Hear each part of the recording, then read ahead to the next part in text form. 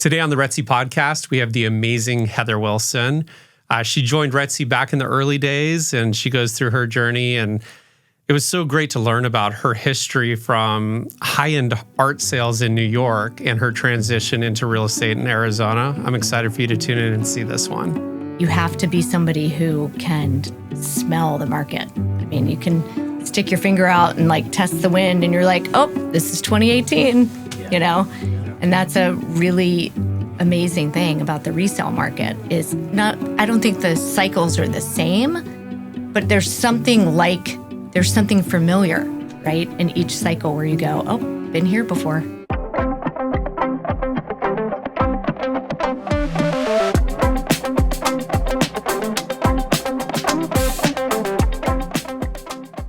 Welcome to the RETSY podcast. Today we're sitting down with RETSY agent Heather Wilson.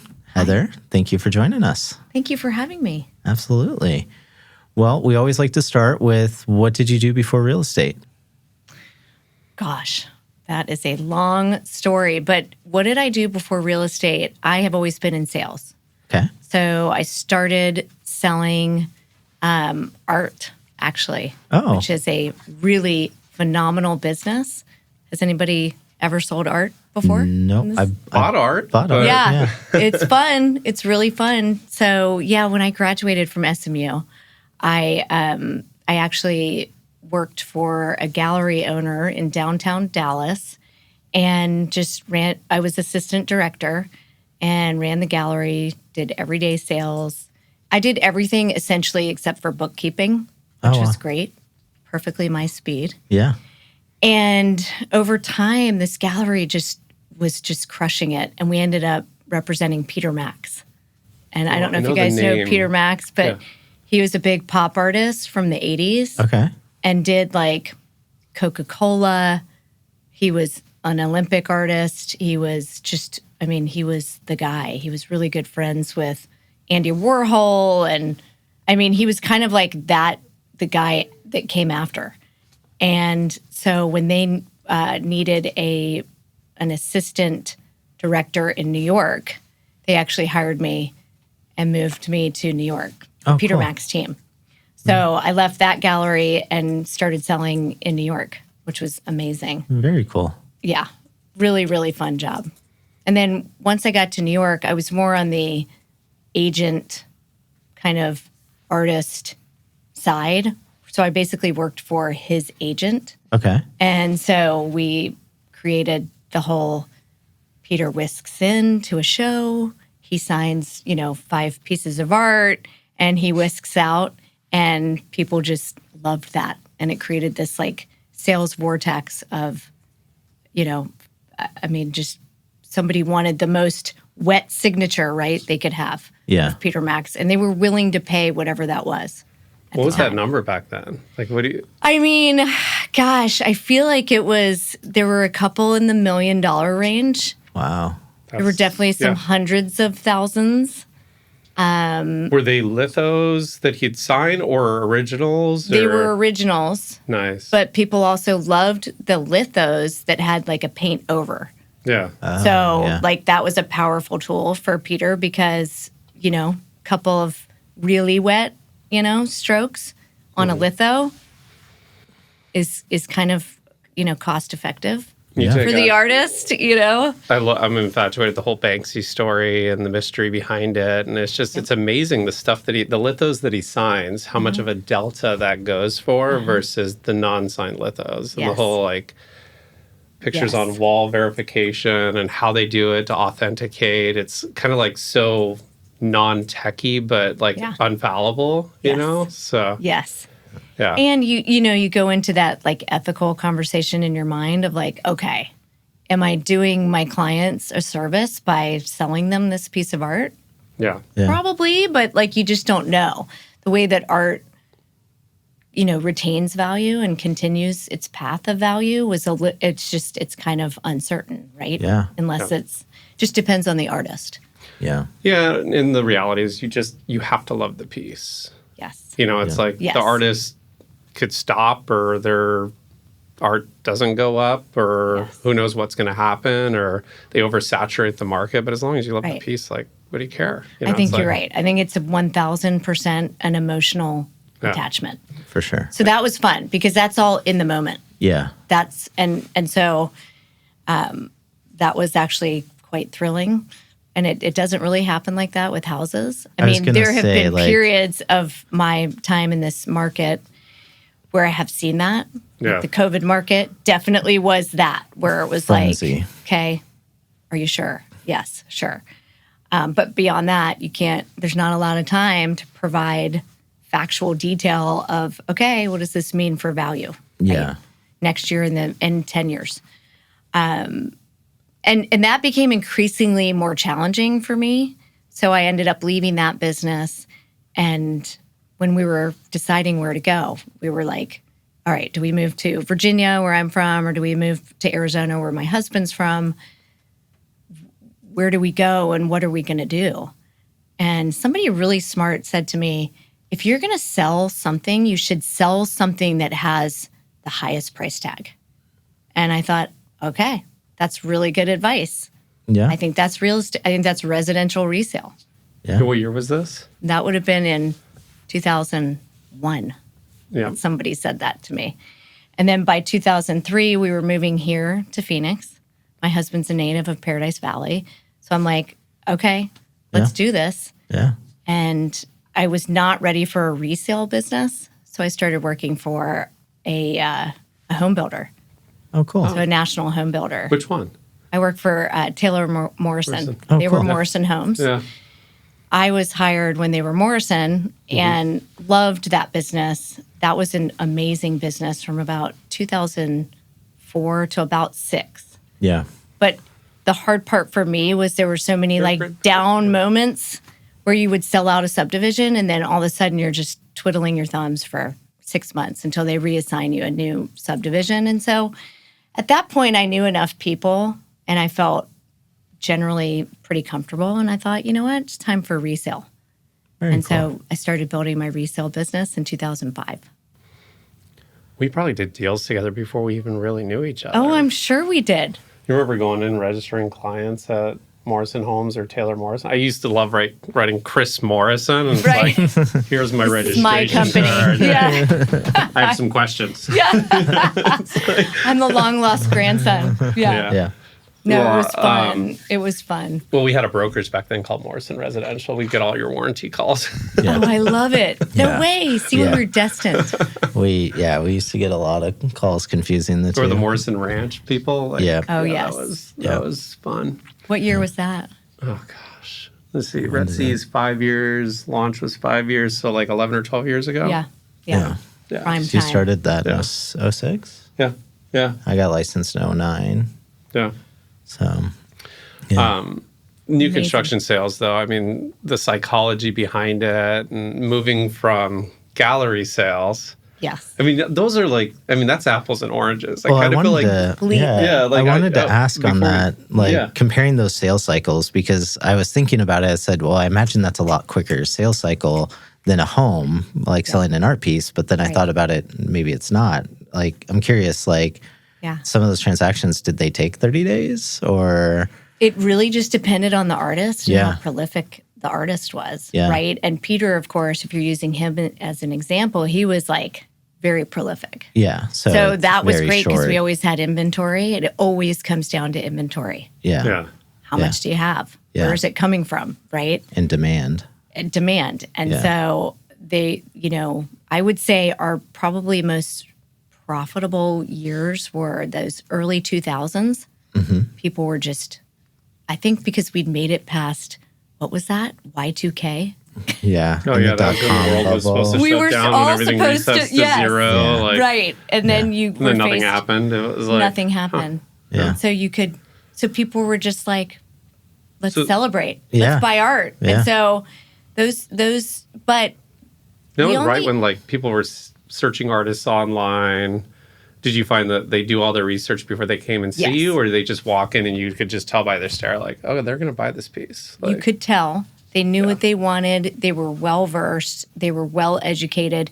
And you had a lot of gallery owners from around the country Yeah. who would send their clients. Oh, okay. So they already knew, okay, they would call me and say, it would be a gallery in Carmel.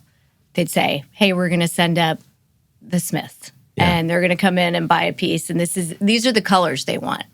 Do you guys have anything in the show, right, that's going to be those colors? And so 48 hours before, I would call that gallery owner back and say, yep, here's the blue and pink one. And because we would see the inventory 2 days before the show. Yeah. Because there was a whole install process, which was also very fascinating.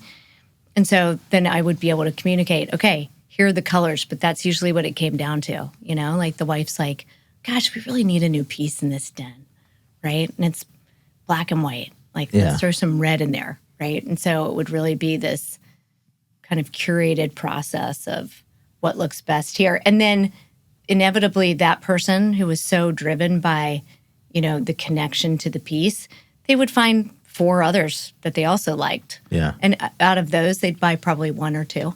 Nice. So people would walk out with a couple pieces. Very cool. Yeah.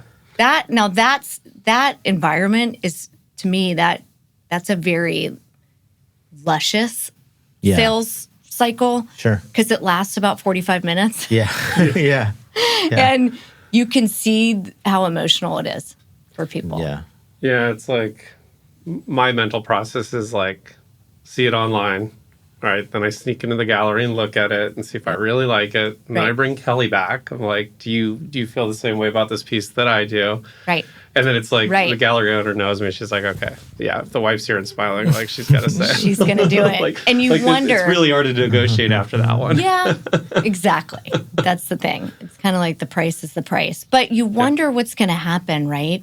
Because if you see it online, and this is true with houses too, if you see it online and it looks better online than in person, you got a problem. Yeah. So I learned that early on. Like, you have got, whatever you're selling, you have to be authentic in the way you present it. Yeah, represent it properly. Yes. Yeah. Well, That's the lighting, and it's because it's like you get it home and you're like, it doesn't look the same. And then it's like the next thing you know, you got the electrician over here like putting a little can light here and here. And then let's do this. That little gallery light. Like, yeah, you exactly. You got to have that. It makes a difference. Right. But that's you could decide you didn't love it and you could turn around and sell it. Yeah.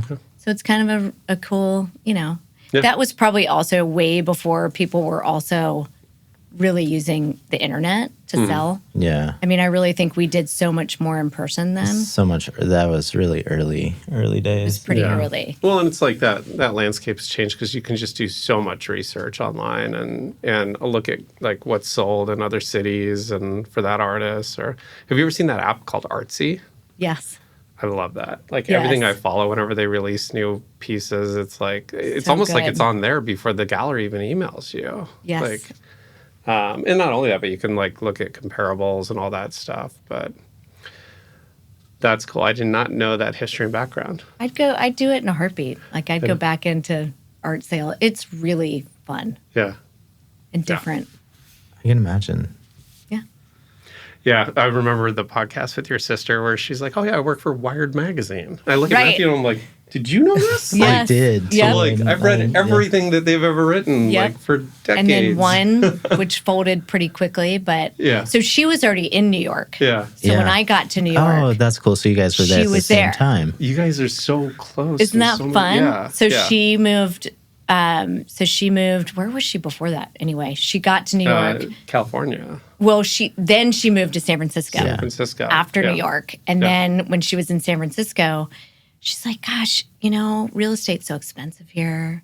It was 2005, and I'm sitting in Phoenix, and I'm like, "Well, it's not expensive here. Yeah. So why don't you come on over?" And so she was one of my first clients. Well, and I heard you pulled the regular Arizona trick is if you invite them out in the spring, like this time of year, so that they fall in love. Took them to the Phoenix Open. Right. Yep. 2004. Or maybe it was 2005. That's actually when it was the and Phoenix then they Open, fell in love, right? Yep. And by August, they were moving here that same year. That's awesome. It's not a hard sale. It's not. And then she's calling you in July being like, why did you make me? Right. Exactly. But no, it's, Phoenix is an easy sell. It is. I mean, easy sell. I love watching the news in the morning and seeing the East Coast -1 numbers. And it's like 71 and sunny. I got a tea time at 11 a.m. Every day. Exactly. Let's go do it. Yeah. It's just a better way of life, It is. less stress. Yeah. Yeah. So that transition from sales. Yes. From new home sales back into resale. Into resale. I get it, because it's just like a home is such an emotional sale. Like Yes. art, it's what, 95% emotion. Yep. And then the math logic kind of fits in after the fact. But Exactly. like with a home sale, it's like it's super emotional. I mean, I know some great business professionals that handle commercial real estate, right? Yeah. And they lose their mind on a residential sale. They're so emotionally tied Oh, to houses. big And time. like the psychology just changes. But the salesmanship and mentoring your client and making sure they're making the right decision, Right. and then pushing them over the edge when they need to be pushed over the edge, because you know that that's the decision they need to make. Like, I could see how those tie together. Well, and the pivot, like Yeah. the pivot of like, okay, what's happening in the market? Yeah. What's happening in the world, right? Is also the same. It's the same. Doesn't matter what you're selling, right? If you're Yeah. not pivoting to make sure that your client is positioned well, then, I don't know. Are you really in sales if you're not doing that? Yeah. I don't think so. Well, it's just like people look to us for advice and our expertise and our knowledge of the neighborhood and our knowledge of the block and other people we've sold homes to in the neighborhood, and how do they like that area. Like, that's something that it's going to be really hard for technology to replace, is that expertise. And right. that's where we bring a lot of value to clients. I And, agree. and then everything down to, I actually use this in a listing presentation where we were trying to convince the seller to stage the house. And I'm like, and they had art everywhere, right? And I'm like, well, when you go to an art gallery, I mean, do you walk in and is the art on a purple wall with no light on it, or is it on a white wall with perfect lighting on it? It's like, you Right. want to put your house in the best light. That's why we use the best photographers, best videographers. That's right. And you need to stage that house so that they can understand it, because your furniture is confusing. Right.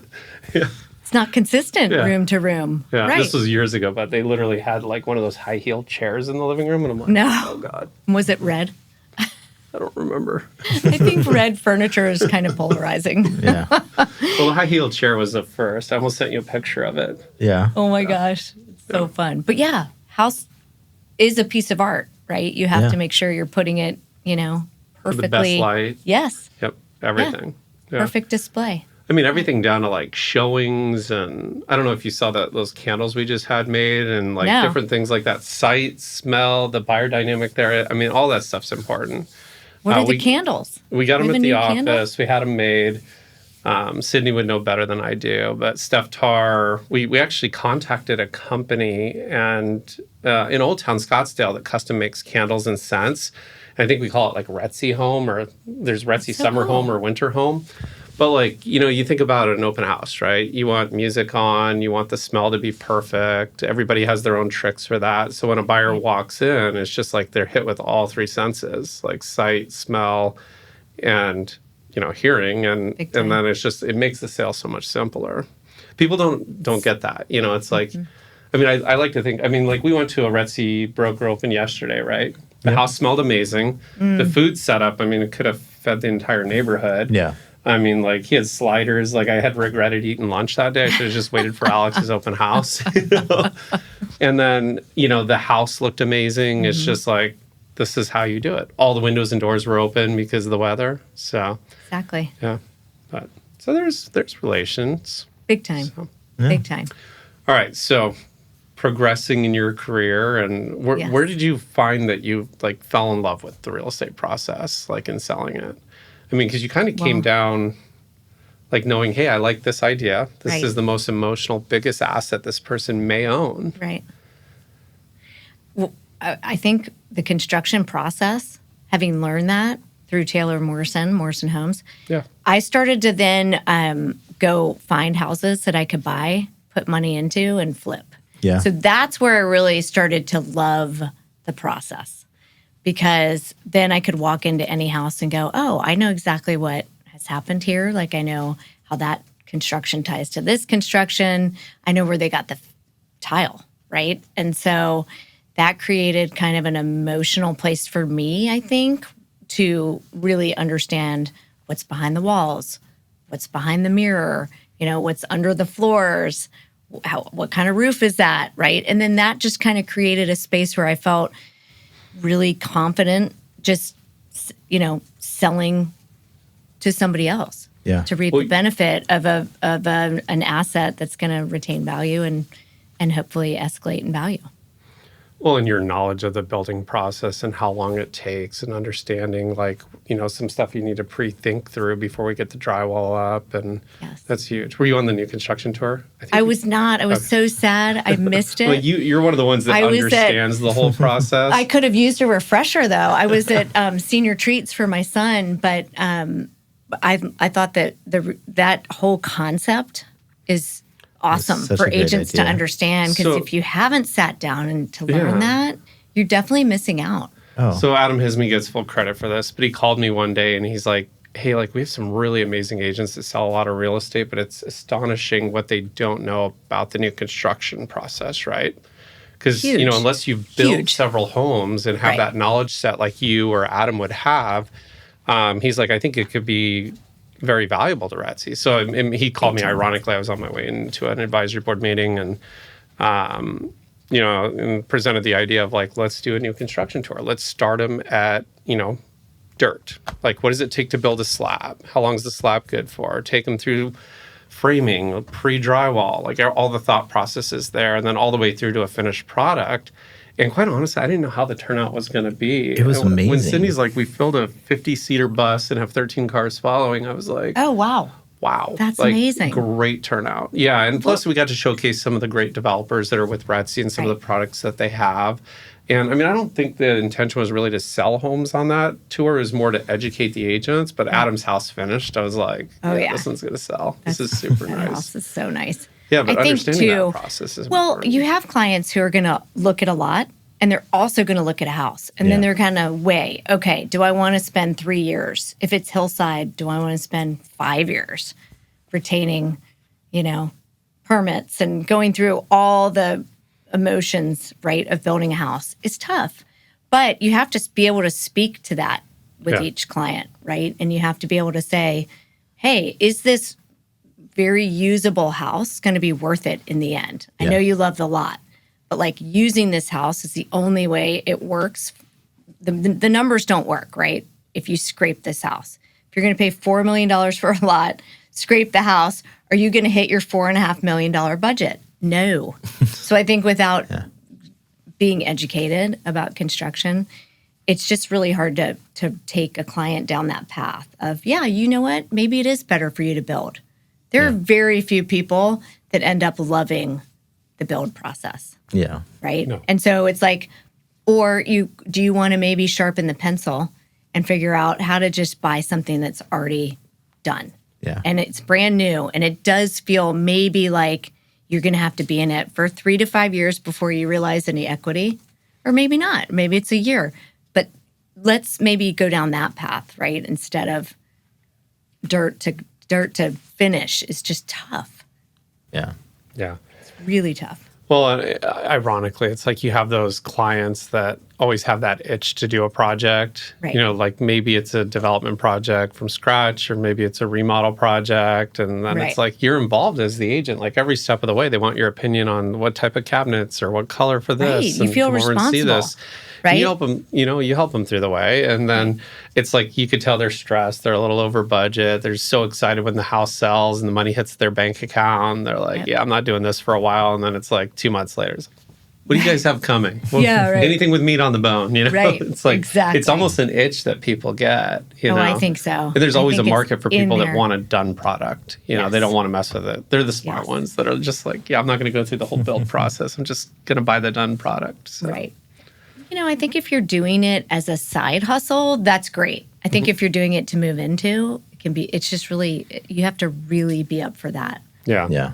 Because usually it's one person wants this thing, the other person wants that thing. Where do you make the concession? Yeah.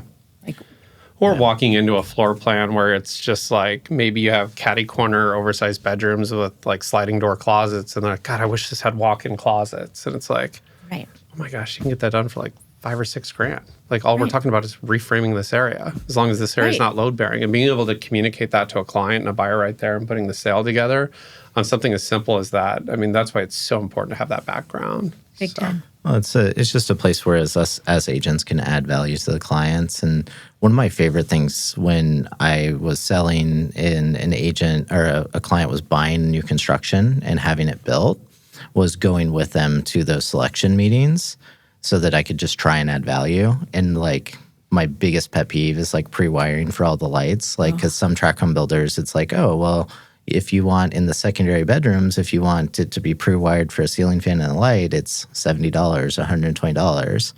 And how many people opt not to do that Right. drives me insane. Right. It's like, do you realize how expensive that's going to be to do after the fact? Right. And it's Or, too like, dark Yeah. with the one light that you picked. Yeah, exactly. And so Well, just the like builders things like have figured that. out that magic number of like, we're going to charge you this for this change order. And it's just enough where it's like, they're crushing it on the profit. Yeah. But it's enough to where it doesn't make sense to demo it and do it yourself. And Yeah. it's like, yeah. Or just like, Spill it. They make a ton of money on change Yeah. orders. Make a ton of money. yeah. Because that's not ever the first one. Yeah. I think I did one build with Morrison that was maybe, I think it was 87 change orders. wow. That was an expensive home. Because once you get into it, you're Yeah. in it. Like Yeah. you're just, that person just they really wanted a custom home. Yeah. But they thought they were able to operate in the confines of what this builder was able to, Yeah.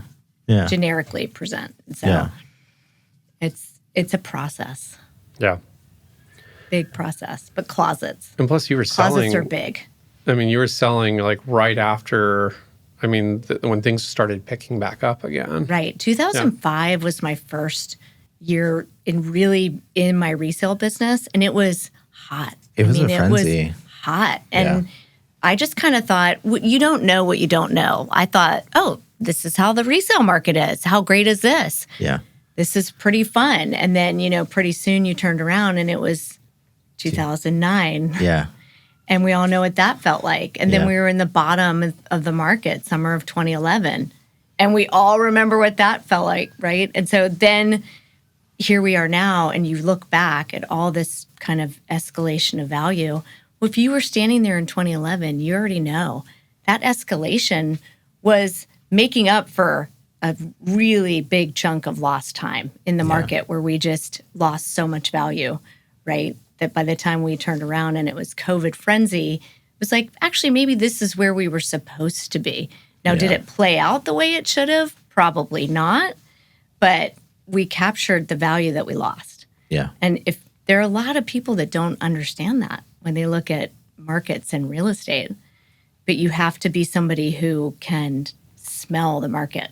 I mean, you can stick your finger out and like test the wind and you're like, oh, this is 2018, Yeah. Yeah. And that's a really amazing thing about the resale market is I don't think the cycles are the same, but there's something familiar, right? In each cycle where you go, oh, been here before.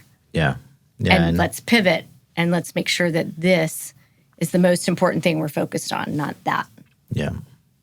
Oh, for sure. I do kind of draw some parallels between our market now and like that 2018, 2017 Yes. right now. Yes. Where lots of inventory, but not a lot of great inventory. Because I'm seeing that from the broker's desk, I'm seeing a lot of transactions that first day on market or first week on market, we have multiple offers.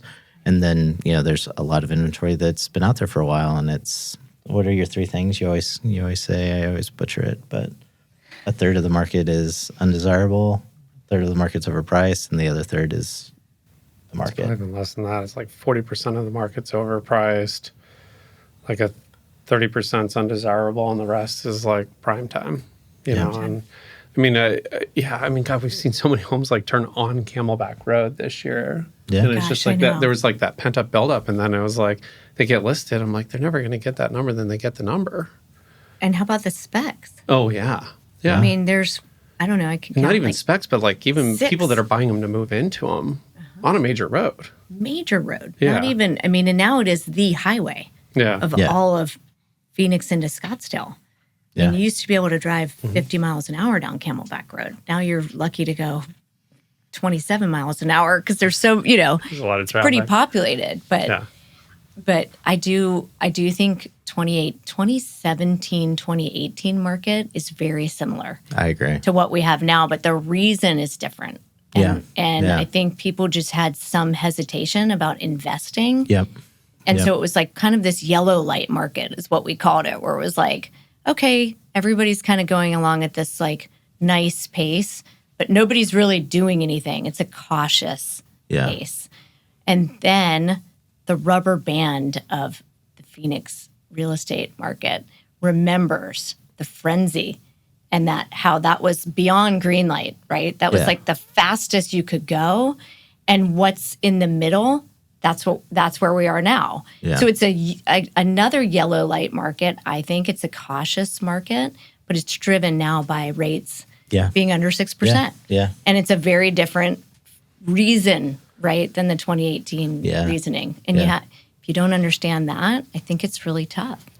Well, and it's like you talk to a lot of our lenders that we work with. I mean, they're flooded with refinances right now. I mean, everything they put in the way of a loan over the last couple of years, they're refinancing out of. People are willing to let go of a 3% interest rate to grab a 6 or maybe a high 5s. But they weren't willing to do it at the 7s. So, yeah, we're in that perfect rubber band effect. I mean, look at the numbers at RETSY over the last couple months. I mean, we're just having some records that, like, it's hard for me to wrap my head around. Right. I'm They like, don't necessarily "Wait, make say sense. that again, Matthew? Right. Yeah. What's the biggest record Well- that doesn't totally make sense or is starting to make sense? Well, I mean, This will be in the news in 3 months from now, but we're Yeah. experiencing it now. Right. yeah. I mean, like to give you a for instance, on Saturday, so Friday night into Saturday, I got 100% caught up on our files where there was not one single file to be reviewed. And on Tuesday morning, when I checked on our how many transactions needed to be reviewed, guess. Just take a guess. In what, 48 hours? I mean, it's like 72 hours. And keep in mind, that was all day Saturday, Sunday, and all day Monday. So 72 40. hours. Over double, 93. And I was just Wow. floored. I was like, oh, So the wow. I caution thought I is was caught up. lifted. Yeah. I thought I was caught up, but now I'm behind again. But I mean, it's a great problem to have. It is. Absolutely no complaints. But it's definitely picking up. I mean, as RETSY, January, we're over double our production from 2025. That's Just- insane. Yeah. This is the stuff that, I mean, RETSY kind of sets the high bar in the market, but I think the tide rises Right. all ships. So Right. we're going to see this news reporting that, prices and, like the calls we do with Bradley where he goes over, here's the appreciation in this zip code. I think we're experiencing it right now with the removal of inventory and prices per square foot that nobody thought would be achievable or being achieved. And I think we have like an exodus out of surrounding states into Arizona. And Yes.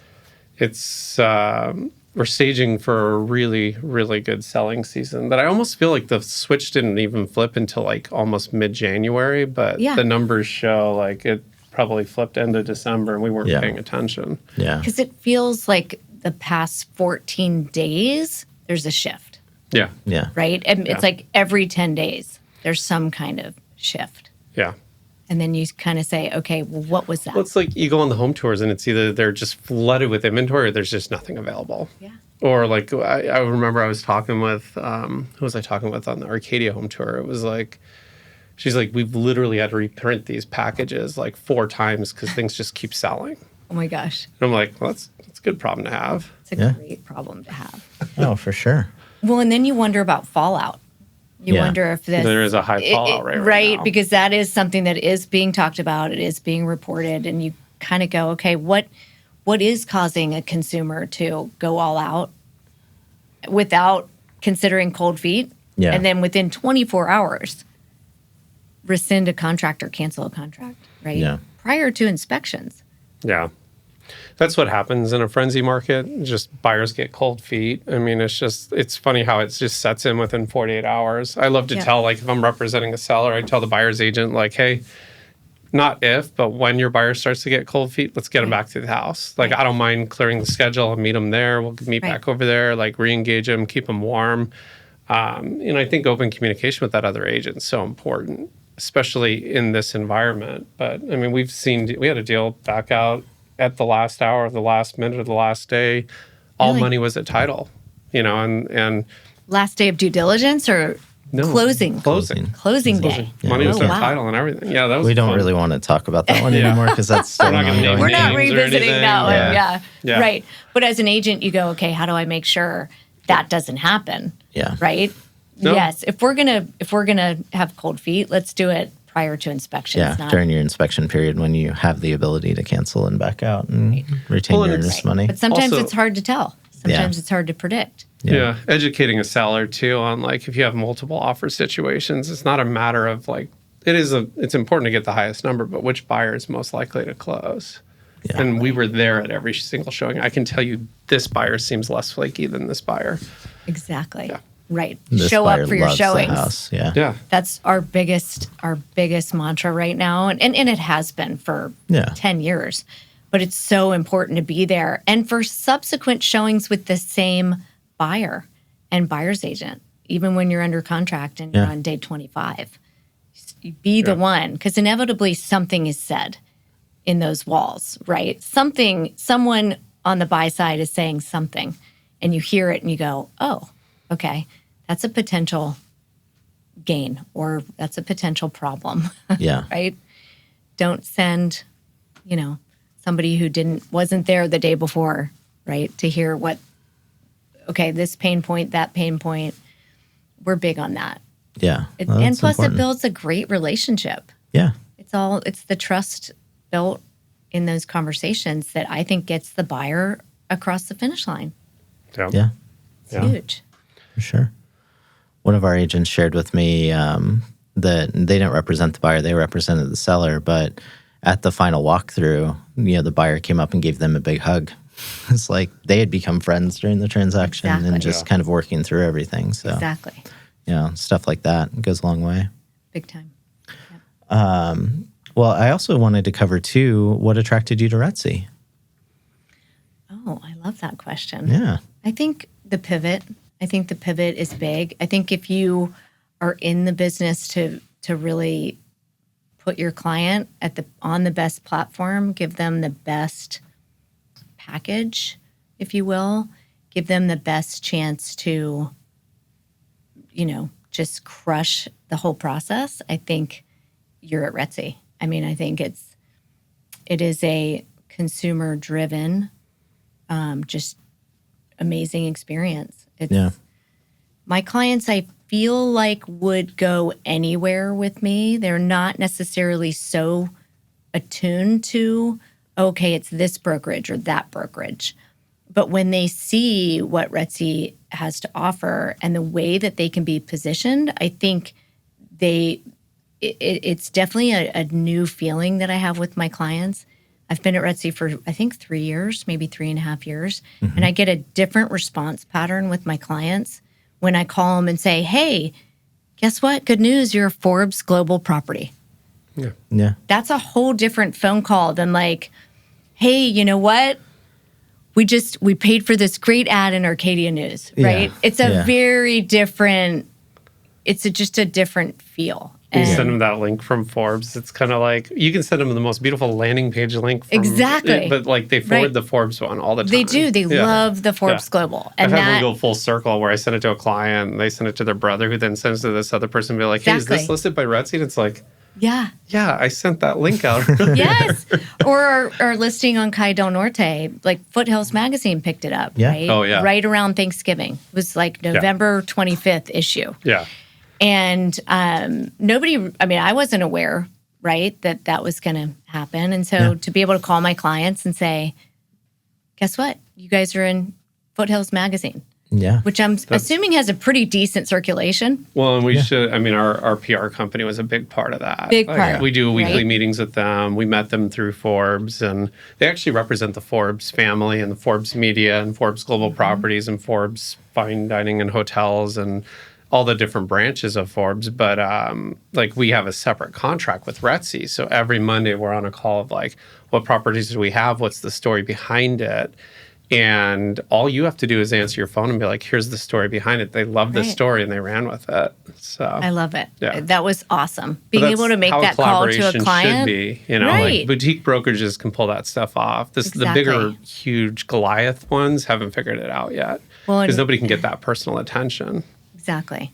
I had a mentor 10 or 15 years ago say to me, how you do anything is how you do everything. Yeah. And so being in the RETSY family that has helped me stick by that motto of like, we don't just show up, list the house, and poof, you're gone. Yeah. There's like all these amazing little surprises along the way. Hey, you're a Forbes Global Property. Hey, you're in this publication. Hey, we just did a massive postcard campaign, Yep. and we have actual like analytics behind exactly what the circulation was and exactly what people think about your home. Like, Yeah. it's how you do everything, right? That Yeah. matters, not just one thing, but everything. I guess I can't say it the way I used to say it, which is the only RETSY marketing dollars we spend is on our listings because we have a billboard on 44th now. But outside of that one billboard, that is where we spend our marketing dollars as a company. We don't have a recruiter. We don't. We have a huge support staff, and it's like so many companies spend so much money on just recruiting, Oh and they're my so gosh. focused on anybody that can fog a mirror that they've kind of lost focus on where the market really is and the importance. I had an agent I ran into at a Super Bowl party, and I know she joined RETSY with a team, and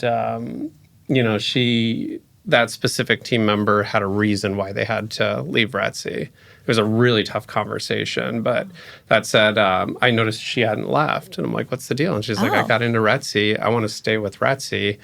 I came over to RETSY for RETSY, not necessarily that team." I love that. So it was an interesting conversation. We're sitting down with her tomorrow, right? So that said, it's Amazing. just like re-engaging because we do have standards you got to sell to and you got to Right. get to, but we'll partner and work with you and make sure that we can get you there. It's always two-sided. If an agent's ever struggling, the brokerage should go out of their way to reach out to that agent and figure out like, how can we help? Like, when was the last time you sat an open house? It's like, do you use Right. these tools? Right. I have two team members that we were at a presentation I was helping Brian on, and I actually busted out our email tool and showed them the back end of like, here's how many agents open the email, here's how we get it out there, here's Incredible. I love how that. and it's just like the seller was sitting at the table like, this is amazing. And then Brian looked at me like he had never seen it before, and I'm like, you have this tool. It's utilized for you by somebody else on our team, but you have Right. this tool. Right. And it's digital, and you could actually send it to your clients. Yeah. Well, and then what follows that is the properties that we Yeah. represent. If Yeah, you look they're just overall at the gorgeous. RETSY Yeah. portfolio of properties, they all tend to, even though they're in a million different zip codes, they all go together. Yeah. And Yeah. there's a quality to them that is consistent. Yeah. And you don't get that at every brokerage. Yeah. Whether you set out to do that or not, you've accomplished that. Well, I with think what you offer. focusing on advertising the agent's listings was always like the intent. Like, Right. because every RETSY listing gets 250 just listed postcards, gets the 7-day digital ad sprint. Right. When it closes, the 250 just sold postcards. I mean, we spend a great deal of money on every single listing. And It's then just coming we're out of the- augmenting that, right, as agents, because Yeah. why would you not? Because it's Exactly. in the best interest of your client. And getting the it. platform's already there. It's Yep. really hard as an agent to learn and take the time and find the team to go do that. Anybody can pay for that, right? But it's Yeah. the creation of it, right, and the curation of it, and then the tending to it that's so hard. So when Colton's like, hey, if you just put a little bit more into this, we can make this sing for like another 14 days. Yeah. Yeah. No brainer. Yeah. Yeah. You didn't have to do anything except for go, yes, Yes. let's Here's do my that. credit card. Right. Charge it up. Right. Both Yeah. you and Bradley have done a really good job of like digging in and asking for questions like, all right, how can we utilize this better? How can we utilize this better in the business? Well, thank you. Yeah. It would be an untapped, Yeah. opportunity. And Colton's great because when you sit down with Colton, he's just pressing buttons, and you're like, okay, I knew I couldn't do that on my own. Yeah. Because no. first of all, Facebook has to be linked. Okay, failure number one right there. It's like, I'm here to sell real estate. I am not a tech savvy person. But RETSY gives me that opportunity, right? All of a sudden you sit with Colton and you're tech savvy. Yeah. Yeah. Well, it's providing the tools and the support to use them, right? I mean, you got to have both. Yeah, I do. think that's our mission statement, right? Yeah. It's like we're Yeah. a luxury brokerage, cater to the higher end real estate market and agents. We provide technology tools and in bold the support to utilize them. Because the reality is, I mean, look at any major brokerage. They have tools, they have a suite. Most agents don't know how to log into it or use it, or they won't discipline themselves to watch a Zoom webinar or this and that. And I mean, I'm not even taking our agents out of this bucket because sometimes, like, we had an incident yesterday where, like, he wanted to get a broker open email out like an hour before the brokerage open house to just remind all the top selling agents in PV to come see this. Reach and out. it's like, where are you? He's like, Old Town office. I'm like, go find Sydney. He's like, or when are you, Sydney? Sydney's like, okay. And I'm like, hey, send this reach out email out. Let's hit all the top brokers in the valley. Let them know that the broker opens in an hour. And she's like, yeah, got it. And it was like out in 5 minutes. Right, one button. And then, of course, that opens your mind of like, okay, I want to learn this. And a lot of times we find that if you sit down with Colton or Sydney and just like go through a tool once, it's like you'll repeat it and use it and help it in your business. And then I love it when people tell stories of like how a specific tool works, because then it's like our engagement on that tool goes up every time we talk about it. So well, and then you meet with your team, your Colton and team, and they're like so enthusiastic about it. Yeah. Right? Yeah. Like they are passionate about what they can do with it. Yeah. Right? And Colton's almost excited when you're like, hey, here's some funds to like really, really get that campaign either continuing or widening the search. And like you can tell that he's excited. He's like, yeah. Let's do this. Yeah. You know? Well, I mean, and Colton was with a company that when we first started RETSY, because I mean, the goal was like bring on the support people. Real people. What you need. Right. And that was my biggest pet peeve at another company. It's like, we didn't even have a graphic designer. Like, they would just rely on the title company for everything. And it's just like, this is not good business. But, you know, of course, you know, hiring a full-time graphic designer and then a secondary full-time graphic designer just fell in our lap. You know, there's a brokerage that was acquired and she just stripped everything that was support or office space out of that brokerage to reduce the P&L. And we had an amazing graphic designer come on board, and then Colton and I worked together with the other company he was with. And I remember sending him the text and being like, hey, dude, like, we've gotten to that point where we're spending enough where we need to hire that position internally at RETSY. Is there anybody you know that may want to do that position? Say you. It wasn't like a forced arm thing, but like he became part of the family, you know, working with that company for a year. So it made sense. And it's not just like the top tier of your agents that get to utilize it. And that's typically how brokerages work. It's everyone's top tier, but it's like everyone has the same opportunity to use what you're offering. Yeah. And that's really fair and nice. And then it just is, it's a compounding effect for RETSY. Yeah. Well, I think, I mean, in your business, we obviously saw that shift online where more of your clients are now seeing you. And we're in a high touch business where it's like, if they're not hearing from you, or you're not texting them, or you're not calling them, or seeing them at the country club, or going out to dinner with them and staying on top of them, they kind of don't keep you top of mind. But I know, like, when we sat down and did the ad software, like, you know, now it's like you're top of mind with a lot of people that know you and love you. And I think it's really relevant in this industry. And a lot of people don't realize that. Such a simple tool. I was doing a showing 2 days ago with a client who I'm, you know, still getting to know and still kind of creating that trust and that rapport.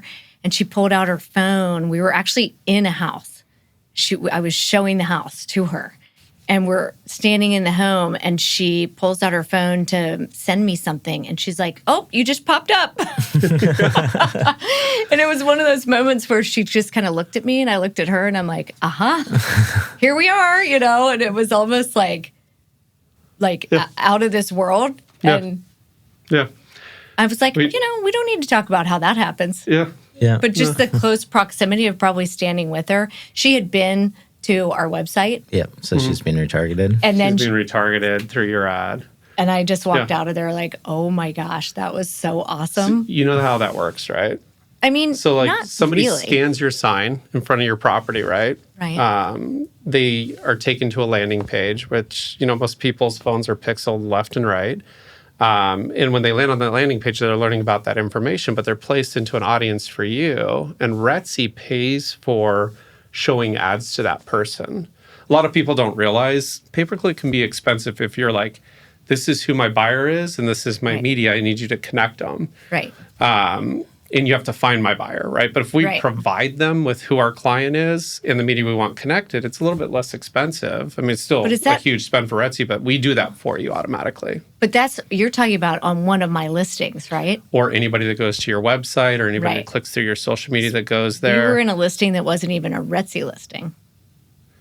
Well, I don't have an explanation for. I know. Probably say on microphone, but I know. We were standing in the same zip code. Yeah. We were about 2 blocks away. She had been on your website at one time, looked something up, read something. So then she was pixeled and retargeted with your information. Yes. That's so vitally important. I don't care what state you're in, what brokerage you're with. Like if you are staying top of mind with your clients, you're going to get more calls. I've told this story before over and over again at RETSY. I'll have clients from 12 years ago that we've lost touch, but they still call me and they're like, hey, I just saw your ad the other day. It's convenient because we're thinking about selling. And it's like, what was your name again? Yeah, right? I'm pulling up the house and like having broad memories from 17 years ago. Yep. But like as long as you have that database, like that's important. That's right. But like that benefits you. But think about the sellers. Like when those ads run, like we just had an agent, I'm not going to say his name, come over from another brokerage and I'm not going to say their name. But like he brought 2 or 3 listings and 2 went immediately pending. Uh-huh. And like, of course, we lit those up with our initial push for, I mean, one of them had like 7,500 views and like 67 click-throughs, like from an ad push over 7 days, like just coming out of the gate. Like, and I remember he was asking me a little bit about it and I'm like, you have to tell us not to do it because it's going to automatically happen with the software package we built out. And he's like, yeah, I love that. Yeah. Like, but I don't think he understood it until it actually happened. It happened fast for him. Yeah. Oh, you know who I'm talking about? Yeah. I know. I got to call and check in with him. It's kind of different from, Like he came over and then I was like, well, I'm on a flight to Cuba tomorrow. So going off the grid. Yeah. It worked out for him. Yeah. No, I mean, but that's a great example. I mean, both those listings went pending right away. So that's great. Incredible. Yeah. But that said, for clients and your clients, they need to understand like, okay, well, I have an amazing agent that knows my market. She has the best tools in the world. This is the best opportunity to get highest and best value. Exactly. Comes down to eyeballs. That's right. Yeah. Yep. Well said. Yep. I haven't had that spiel said like 70 times in the last 2 weeks. But like my eyeballs spiel. Yeah. Are you getting a lot of movement, agent movement in our direction? Yeah, we've had a few we've had to say no to. Just they weren't the right fit, culture, numbers, quality. But we've had like 4 or 5 really good agents reach out that are coming over. Good. A couple of them, Yeah. Yeah, we'll announce them when it's the right time. I just don't know where they're at on their onboarding process. So. Right. Yeah. But that said, awesome. yes, it's great because it's kind of like you got to think 47,000 agents in Arizona and like maybe 2,000 of them have the sales numbers. And then when you cut out politics and reputation, there's maybe 600 that are a fit for our brokerage. And where do you have 200 of them? So, yeah. That's it? Yeah. Just 200? We got to go up to Flagstaff in Tucson and restart the process. Yeah. That's next. Well, and in addition to bringing over some great agents, we also have some of the RETSY teams growing their teams too. Yeah. Right. We've had quite a few like newer agents that are joining teams that are getting busy and expanding. So yeah, there's been a good flurry of onboarding this first 6 weeks of the year for sure. You have to wear a lot of hats. Yep, indeed. A lot of hats. Indeed. Well, and our teams are awesome because like that is a true education in real estate. Like that's the only way you get into RETSY with having under 10 million in sales is like you're usually with a team and you have an agreement for a year or 2 years and work with that team and learn the process of the business. I mean, we all know. I mean, like, do you use anything you learned in school, right? Like, you have to. Size of an acre. Say Square footage in an acre. Right. Okay. Yeah. There's some things we use from school, but the reality is your education is by doing business, sitting that open house, going through that process. I remember I was 18 and a half years old when I wrote my first contract, nervous, asking a million questions. And that was when it was only 7 pages. So, Right. and like going through like press hard, 3 copies kind of thing. Carbon like, copies, yeah, right. Yeah, MLS was in the books. But like, you know, after that first sale, my confidence level went up a little bit. And the second sale, the confidence level comes up more. And that's really how you get the best education is go under a mentor or a team. And I know Bradley gives you a ton of credit. He's like, you know, when we partnered, she mentored me and helped me. And like every single day she can answer questions. So it's just, you know, you've done it.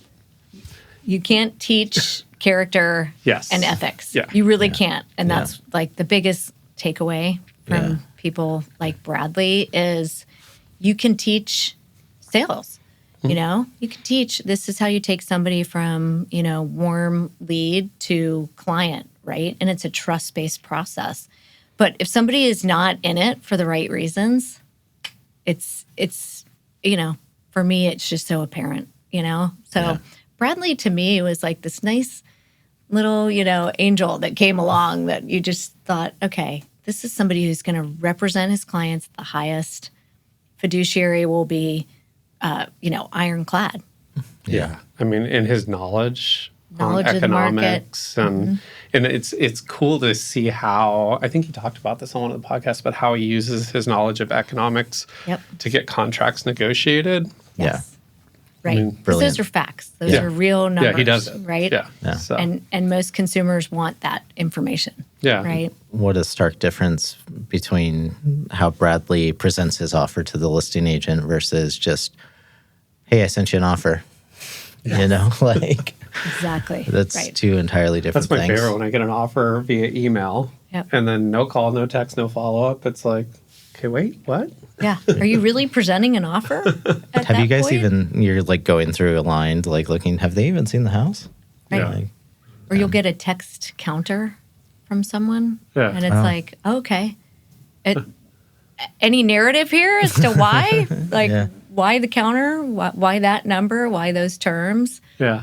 We don't do anything without talking. Communication is so key in this industry. Yeah, It elite is. communication. It's what it takes. Yeah. for Yeah. sure. We're doing pretty well on time. You got any other questions we got Heather in the hot seat? I'm here. I always like to ask the time machine question. He loves the time machine Ooh. question. You know I the do one. love the time machine question. So imagine you have a magic time machine Okay. and you can either go back in time 10 years or forward in time in 10 years and talk to yourself for 1 minute. Which direction would you go and what would you say? Wow. I would have to go back in time. Okay. I feel like it's hard right now to envision forward in time, Yeah. just with everything that's going on in the world. So I actually kind of mentally live back in time anyway. Yeah. And I think what I would say to myself is probably just, you know, just be you, stay true, do what you are doing, right? Stay true to that original kind of motto you always had. Like, Yeah. you know, you're here to essentially be of service and in service. And how you do it is got to be, you know, how you do everything is you've got to be consistent, right? Yep. Stay consistent. Awesome. Yeah, vitally important. Love it. Just keep the path. Keep the path. Stay the course. Love it. You wouldn't give yourself any stock tips or like maybe you should look into Right, this little company right. called Apple or Right. NVIDIA. Like, Maybe. it's funny, we have a Forbes event coming up in Corfu, Greece, Yeah. Oh, wow. which you're welcome to come if you'd That like. sounds We'd like to have amazing. more people attend. When is that? I think it's June. Yeah, I think so. Yeah, it's the most inconvenient week of my life, but we're going to try to figure out a way to get there. But so they bring in these speakers. And like the first event we went to was in New York. So that was what, like 4.5 years ago? Yeah. And they brought in the futurist. I wish I could remember this guy's name. Maybe like Jack can fix it later. But they brought in the futurist, right? Where he talks about technology and like he predicts the future, right? And he goes back to previous predictions and this and that. So cool. Yeah, and it was funny because it was like, he's like, all right, who wants the stock picks? Now, keep in mind, this was 4.5 years ago, right? And, right. He listed off, NVIDIA was one of them, Micron was another one, TSMC was another one. And then recently in the Maui event, he kept those 3. He's like, keep these stocks. If you bought them back when I told you to, you've probably quadrupled your portfolio. But he's like, I'm adding this one called Planet Labs. Oh. And he goes in and he talks about like, rainforest deforestation and the change and governments, and Planet Labs is the only one with the satellites taking pictures of everything every single hour of every single day, so that like if a hurricane comes in and wipes out a city, they can study that data and see where deforestation's happening. And it's crazy. Like I bought some of it in Maui, not enough apparently. Not enough. And, but the guy's just a genius. But like that's the I bring him up because it's just like, if you follow his blog or you subscribe to his newsletter, I mean, they're working on like a project in Maui when Maui needs it most. They're spending money there on like, I thought he said fusion energy, but I could be wrong. It may be nuclear, but like basically it's going to be self-sustainable on the island. It'll lower all the electricity costs, cost of living. It'll help everything out on the island. And they've already acquired the land. Then he gave us an invite. He's like, I'm going to have this done in 2 years. So, and that was a year ago. Wow. It's pretty incredible. So those are the people I love to follow. How do we sign up for that? Right? Yeah. But anyways, I think he's speaking again in Corfu. So it'll be really cool. Help me in. I'll share my stock. I'll share the stock picks on Connect if you guys aren't there. We need that. Yeah, we perfect. need that. Yeah. Cool. Well, I appreciate you coming in. How does the audience connect with you after the podcast? Oh, WilsonOpitsGroup.com. Okay. That's a good way. I'm a texter, 602-206-1814. Perfect. Well, make sure Darian links that in the show notes and people reach out. Thanks, you guys. Awesome. You're the best. Thank you, Heather. Thank you for coming in. Thank you. That wraps up this week's episode of the RETSY podcast. Thanks for listening. Check out the show notes to connect with Heather. If you enjoyed today's episode, take a moment to leave us a review wherever you listen to this podcast. And please subscribe so you never miss what's next. Next week, Chris and Matt are sitting down with Devin and Vanity with Repurposed Environmental Solutions. Here's a sneak preview. We do the same job for every client. We make sure that we go above and beyond to make sure that they know what they're doing, that their CPAs are comfortable, that everybody's comfortable with it. But then with their project, whether it's a 1,200 square foot house or it's a 20,000 square foot house, we're going to go in there. We're going to do the best job that we can. We're going to leave it clean. We're going to leave everything ready for either the builder to come in and remodel it or for the builder to come in and have a dirt lot ready to go to build on.